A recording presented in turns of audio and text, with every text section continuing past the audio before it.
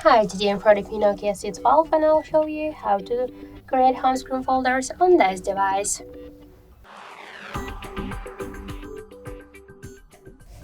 So first hold for a while the application and drag this app to another one, and by this way we can see that we just successfully created the new home screen folder. If you want to give a name or rename the folder, just click once on the name and enter the apps. Tap to OK and that's it. To move folder here on the screen or between the screens, we should just hold it and drag it.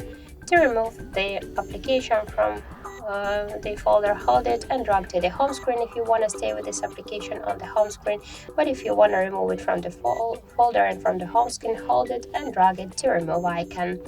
Also, if you want to remove all of the applications with the folders together, you should just hold it and drag it also to remove icon. So that's it. Thank you for watching, and if you find this video helpful, leave thumbs up and subscribe our channel.